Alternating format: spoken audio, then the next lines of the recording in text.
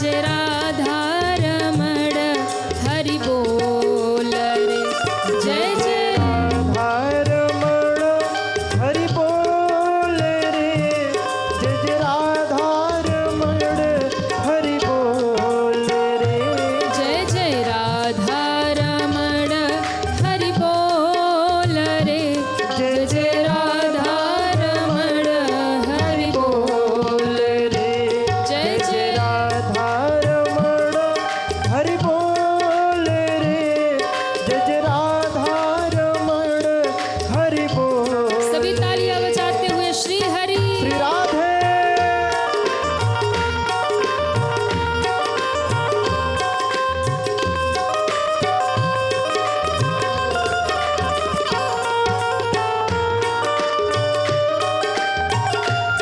जय हो।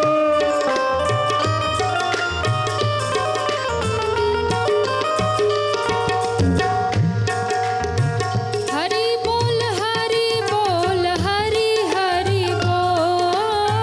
हरि बोल हरि बोल। जय हरि हो। हरि बोल। आज गा लीजिए, कल से घर में गाइएगा। जब भी हमारी याद आ जाए, ठाकुर जी की याद आ जाए, कथा की याद आ जाए, शुरू हो जाइएगा। हरि बोल हरि बोल हरि हरि बोल। हरि बोल हरि बोल। हरि हरि बोल। जय जय राधा रमण हरि बोल रे। जय जय राधा रमण हरि बोल रे। जय जय राधा रमण हरि बोल रे।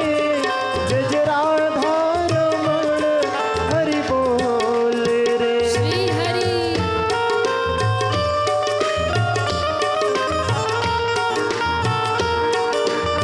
जय हो।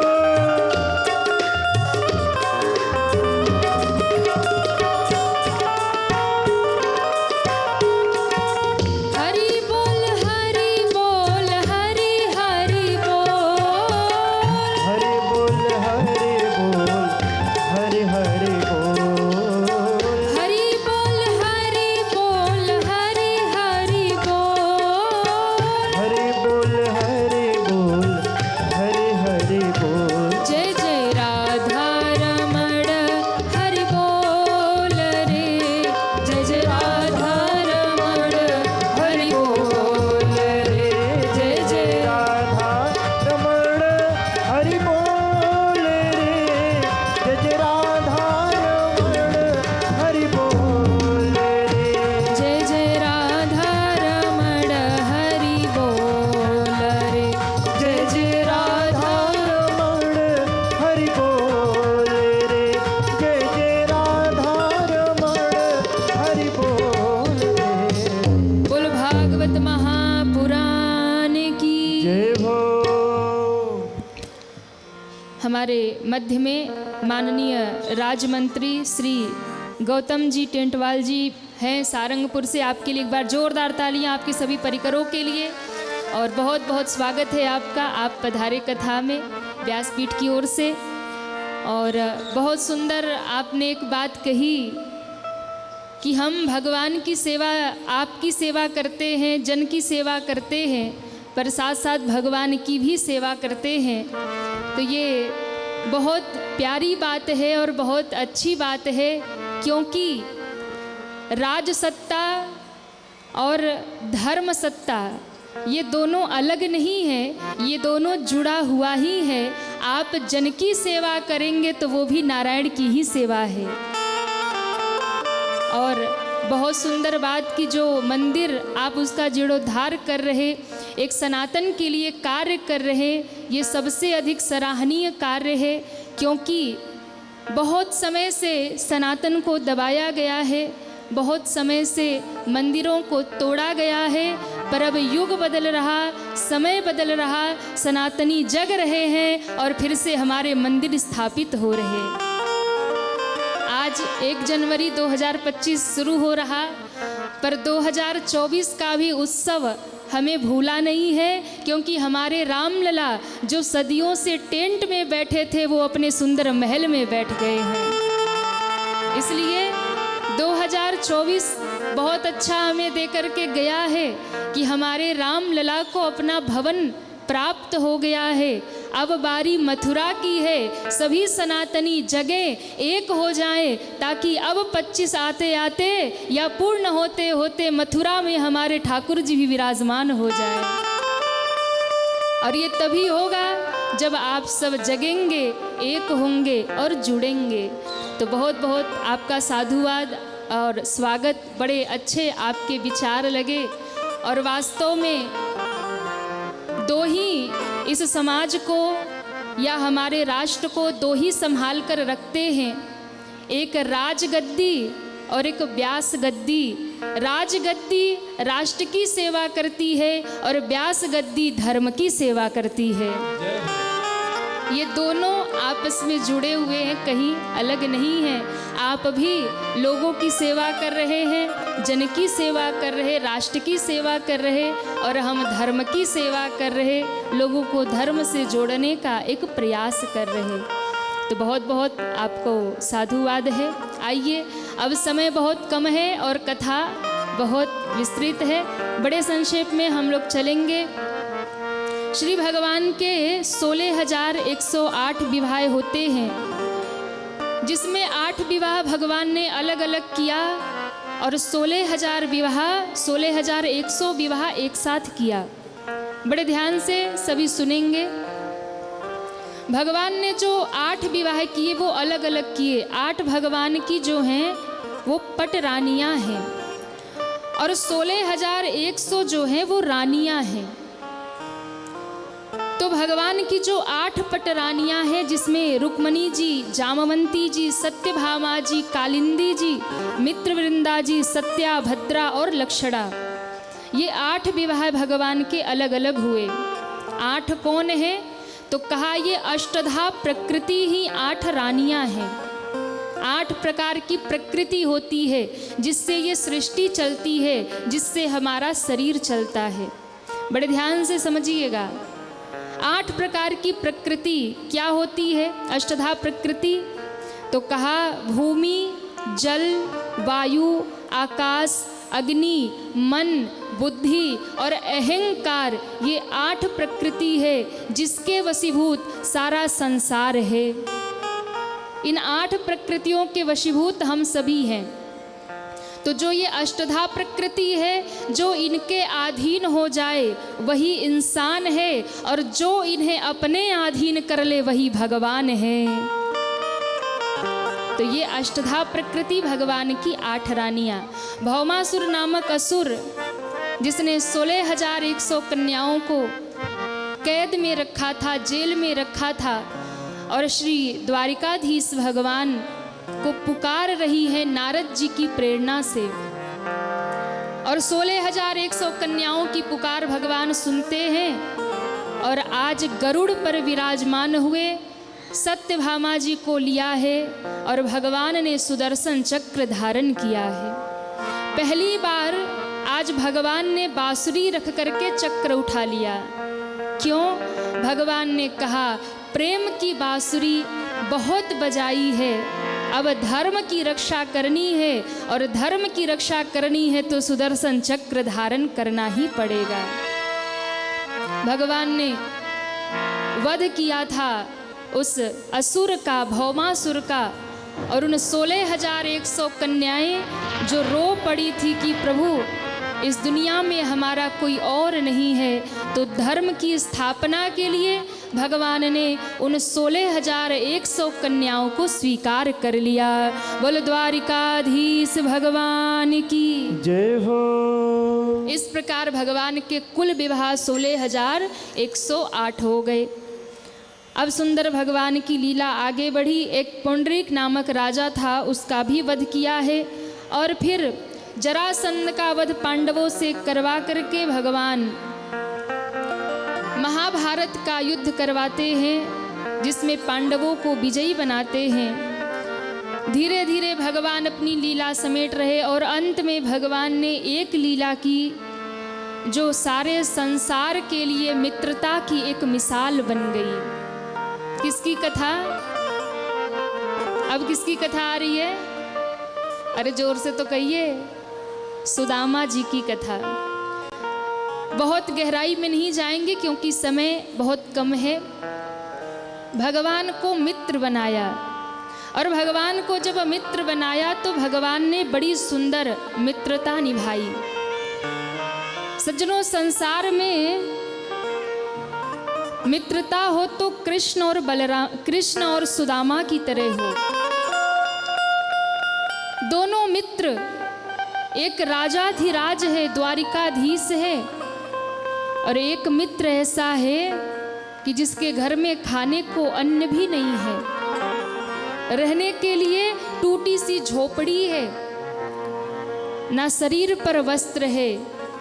पर ऐसा मित्र भी जब द्वार पर आता है तो मेरे ठाकुर जी अपना राजपद छोड़ करके उस मित्र को हृदय से लगा करके दुनिया को संदेश देते हैं कि मित्रता का संबंध सबसे ऊपर है। इसलिए भगवान ने ऐसी मित्रता निभाई महाराज, जो मित्रता इस दुनिया के लिए मिसाल बन गई। किसी ने बड़ी सुंदर बात कही, तीनों लोक वार दिए मुट्ठी भर चावल के दाने पर। तीनों लोक वार दिए मुट्ठी भर चावल के दाने पर, वारी जाऊं श्याम तेरे इस ऐसे याराने पर। वारी जाऊं श्याम तेरे इस ऐसे याराने पर। इसलिए ऐसी मित्रता भगवान ने निभाई। भगवान ने कहा मित्र बनाओ तो सुदामा की तरह बनाओ। मित्रता हो तो कृष्ण और सुदामा की तरह आज भी गाई जाती है। इसलिए जितने युवा भाई बहन सुन रहे हैं ना, आपसे निवेदन करेंगे आप भी मित्र बनाते, पर आजकल वो सच्ची मित्रता नहीं होती, आजकल फ्रेंड बनाते हैं। और फ्रेंड वो है जो फ्रॉड करते हैं। हाँ, जो गलत रास्ते पे ले जाए ना, आजकल वही दोस्त हैं।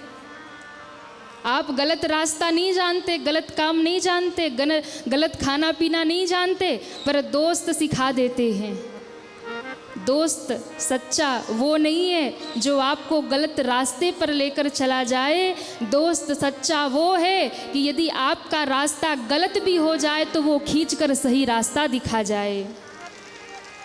दोस्त सच्चा वो है, मित्र सच्चा वही है।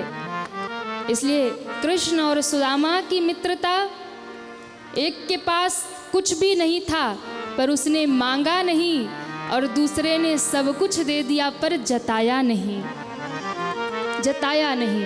इसलिए आप सब लोग भी ना ठाकुर जी से एक संबंध बनाइए, कोई रिश्ता बनाइए। भक्ति तभी आपकी प्रबल होगी, भक्ति तभी दृढ़ होगी जब भगवान से कोई संबंध बन जाएगा। या तो पुत्र बना लीजिए, पिता बना लीजिए, माता बना लीजिए, कोई भी एक संबंध, मित्र बना लीजिए। और आप देखिए, जब भगवान को आप अपना मान लेंगे, अपना कुछ रिश्ता बना लेंगे, तो आपकी भक्ति और दृढ़ हो जाएगी। तो कितने लोग चाहते ठाकुर जी से हमारा भी संबंध जुड़ जाए जैसे सुदामा जी का जुड़ा? सब चाहते हैं। अरे काली कमली वाला मेरा यार है। ऐसे नहीं, जरा जोर से कहिए, दोनों हाथ ऊपर करिए सभी पीछे तक। काली कमली वाला मेरे मन का मोहन तू। दोनों हाथ उठा के जय हो श्री राधे।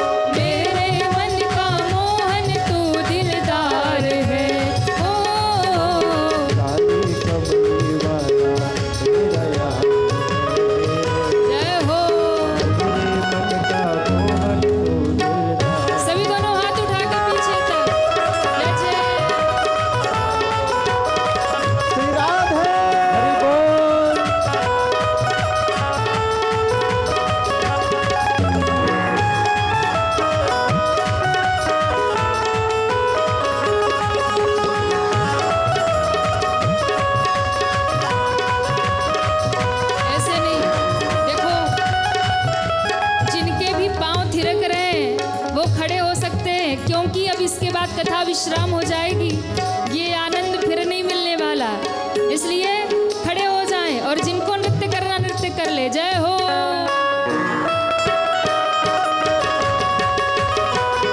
हरि बोल।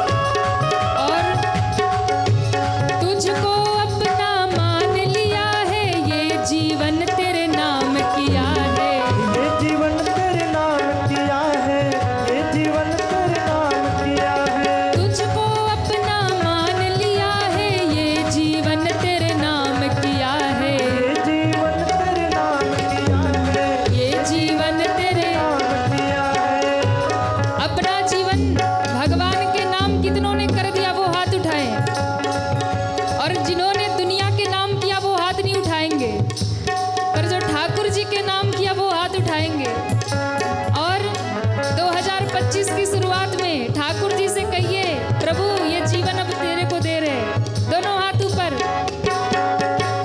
तुमको अपना मान लिया है, ये जीवन तेरे नाम किया है, ये जीवन तेरे नाम किया है, ये जीवन तेरे नाम किया है, ये जीवन तेरे नाम किया है। मुझको तो अब तुमसे ही बस प्यार है, मुझको तो अब तुमसे ही बस प्यार है, मेरे मन का मोहन तो दिलदार है, हो काली कमली वाला प्यार है, मोहन तू जय हो।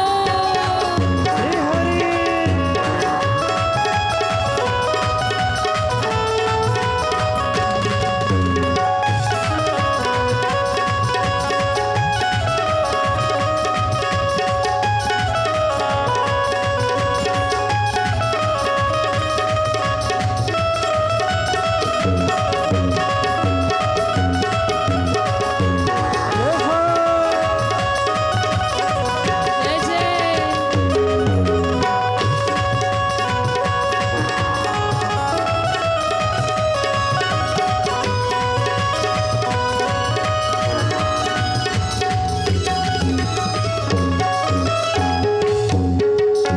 और देखो, किसको किसको अपना संकट दूर करना, वो हाथ उठाएं।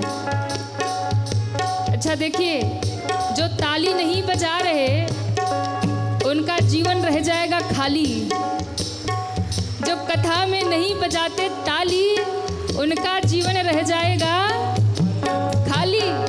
अच्छा देखो, क्योंकि यही ताली है, ताली।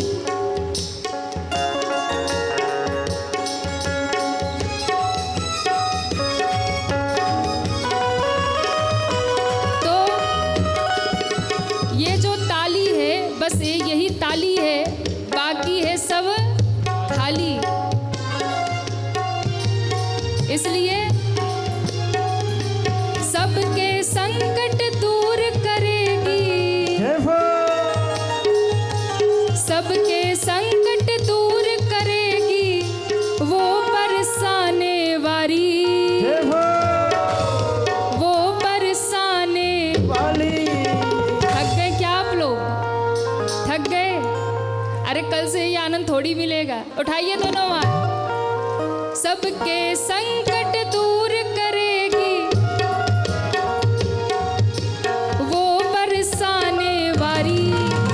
इसलिए बजाओ बजाओ बजाओ राधा नाम की ताली, बजाओ राधा, बजाओ राधा नाम। जय जय।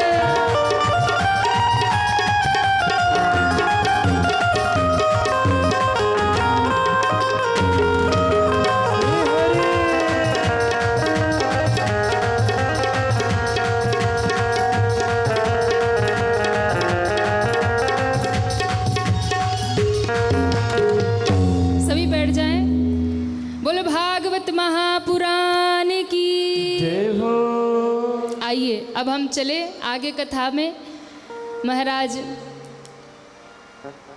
संबंध भगवान से कैसा हो, सुदामा जी के जैसा हो। तो महाराज सुदामा जी महाराज अपने मित्र से मिलने द्वारिका के लिए चल पड़े। और सुदामा जी जब द्वारिका पहुँचे, और सुदामा जी भगवान की ही कृपा से उनका आश्रय लेकर जब द्वारिका पहुँचते हैं, बड़ी बड़ी महलों को, अटारियों को देखते हैं, भगवान का पता पूछ रहे, सबसे कहते हैं कन्हैया कहाँ रहते हैं। पर द्वारिका में कोई कन्हैया नाम जानता नहीं है, सब लोग उन्हें द्वारिकाधीश कहते हैं। इसलिए कोई भी उनका पता ठीक से बता नहीं रहा। और श्री सुदामा जी ढूंढते ढूंढते आज भगवान के राजमहल के द्वार पर पहुंच गए। भगवान के जब राजमहल के द्वार पर पहुंचे और जाकर के कहा कि महाराज, यहाँ के जो राजा हैं, यहाँ के जो महाराज हैं, वो कन्हैया, वो मेरा बचपन का यार है, वो मेरा लंगोटिया यार है, वो मेरा मित्र है, एक बार मुझे उससे मिलवा दो। द्वारपालों ने जब सुदामा जी को ऊपर से नीचे तक देखा, द्वारपालों ने कहा कि अरे इस ब्राह्मण को तो देखो, इसके मस्तक पर कैसा ब्रह्म तेज है, शरीर पर वस्त्र नहीं है, पाँव में काटे कंकड़ चुभे हैं, रक्त रंजित पाँव है, पर महाराज मस्तक पर देखो कितना ब्रह्म तेज है, अवश्य ही ये भगवान के सखा होंगे। कई बार लोग लीला में, कई बार लोग कथाओं में ऐसा बोलते हैं कि द्वारपालों ने सुदामा जी को धक्का दे दिया, ऐसा कर दिया, अपमान कर दिया। कितना अपमानजनक ये लगता है, अशोभनीय लगता है। जरा विचार करिए, जिन ठाकुर जी के द्वार पर जाने पर दुख दर्द मिट जाते हैं, दुनिया के सताए लोग यहाँ सीने से लगाए जाते हैं, दरबार में मुरले वाले के दुख दर्द मिटाए जाते हैं। ऐसे भगवान के द्वार पर जाने पर क्या सुदामा जी का अपमान हो सकता है, जिन सुदामा जी के चरणों में स्वयं भगवान विराजमान हो गए। इसलिए ये परम भक्त सुदामा जी का अपमान है, जो अपनी कथाओं में ऐसा दृश्य दिखाते हैं या अपनी कथाओं में ऐसी कथा कहते हैं। कभी नहीं कहना चाहिए, ये बड़ा दोषपूर्ण है महाराज। सुदामा जी द्वार पर आते हैं और कहते हैं, महाराज हमें कृष्ण से मिलना है। द्वारपाल ने रो करके कहते हैं, एक द्वारपाल ने कहा इनको पकड़ो, कहीं ये गिर ना जाएं, और हम अभी भगवान को सूचना करते हैं कि उनका कोई मित्र आया है। द्वारपाल दौड़ा दौड़ा गया और कहता है, द्वारिकाधीश की दुहाई हो, द्वारिकाधीश की दुहाई हो। भगवान ने कहा क्या हो गया प्रभु, आपका कोई बचपन का सखा, कोई मित्र आपसे मिलने आया है। वो कह रहे हैं हम बचपन के सखा हैं, और ये रोते रोते कह रहा। भगवान ने कहा रो क्यों रहे हो? तब कहा इसलिए रो रहा क्योंकि उनका जो शरीर है, उनके जो पाँव हैं, वो रक्त रंजित है, कांटों से भरे हुए हैं, दुबला पतला शरीर है। लोग तो बहुत मिलने आते हैं, पर आज जैसे आए वैसे कभी नहीं आए। भगवान याद करने लगे, कौन आ गया? श्री दामा आ गया, मधुमंगल आ गया, मनसुखा आ गया, वृंदावन के सारे मित्रों को याद कर लिया, पर सुदामा का नाम नहीं आया। अंत में कहा नाम क्या है उनका? नाम तो कुछ बताया होगा। तब कहा महाराज उन्होंने अपना नाम सुदामा बताया है। भगवान के कानों में ये शब्द पड़े कि जो द्वार पर आया है, पूछत दीन दयाल को धाम, बतावत आपन नाम सुदामा। भगवान सिंहासन से उठकर खड़े हो गए। अरे सुदामा इतने दिनों बाद लौटा, हाँ सुदामा, हाँ सुदामा कहते हुए भगवान दौड़े हैं राजमहलों से, और कहते हैं सारे द्वारपाल खड़े हो गए, सब देखने लगे भगवान किससे मिलने दौड़े हैं। और भगवान तुरंत दौड़े हैं और दौड़ते दौड़ते सुदामा के नज़दीक पहुँचे हैं। सुदामा ने देखा भगवान आ रहे, रोना बंद कर दिया। ठाकुर दौड़े हैं और सुदामा को पकड़ करके भगवान ने हृदय से लगा लिया। बोलो द्वारिकाधीश की जय हो, द्वारिकाधीश की जय हो। दो मित्रों का आज सुंदर मिलन हो गया। दो मित्र आपस में एक दूसरे से लिपट कर रोए हैं, और महाराज सुदामा जी के दशा को देखकर भगवान के आंखों से झरझर झरझर आंसू बहे। अरे भैया सुदामा इतने दिन कहाँ रह गए? लेकर के भगवान अपने महलों की ओर चले। सारे मंत्री देख रहे हैं, जितने भी राज्य में खड़े सैनिक हैं, देख रहे हैं, सब सोच रहे हैं कौन आ गया, ये कैसा मित्र आ गया जिसको आज भगवान दौड़कर गले लगाते हैं।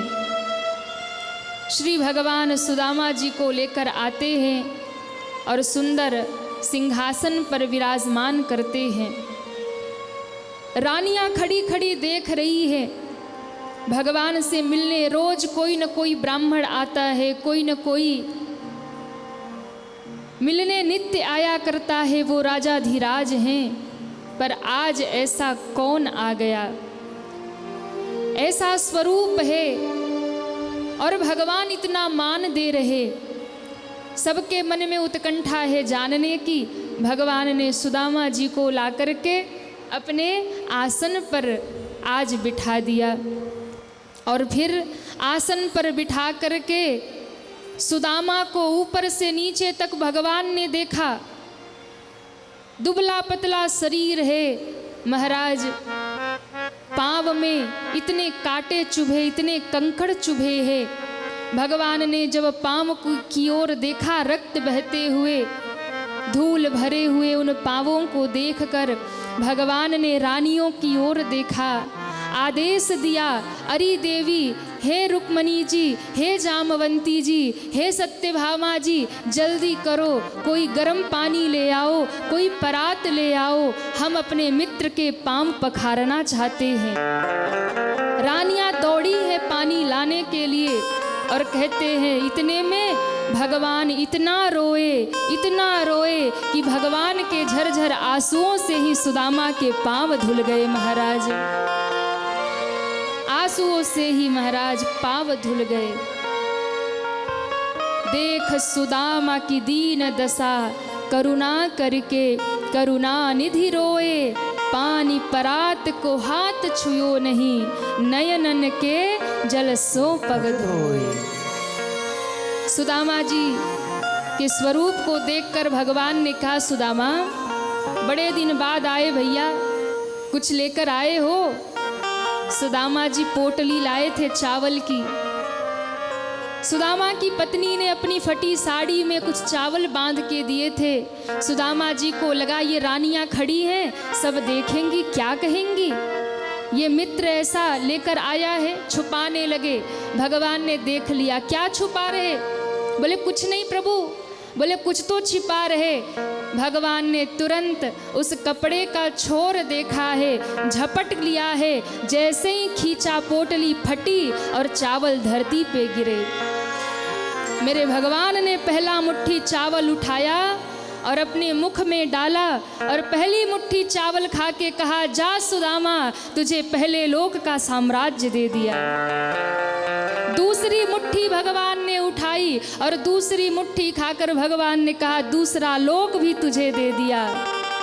और जैसे ही तीसरी मुट्ठी उठाई, दौड़ करके रुक्मणी जी ने हाथ पकड़ा, प्रभु हमको भी दे दोगे क्या? अब तो बस करो ना, कुछ हमारे लिए भी तो बचने दो। और भगवान ने मुट्ठी भर चावल खाकर सुदामा को त्रैलोक का साम्राज्य दे दिया। बोल कृष्ण कन्हैया लाल की, सुदामा जी महाराज की। और आज सुदामा जी को भगवान ने सब धन धान्य से भर दिया। अब इसके बाद सुदामा जी का पूजन होगा हमारे मुख्य यजमान के द्वारा। मुख्य यजमान पूजन करेंगे, उसके बाद हम सभी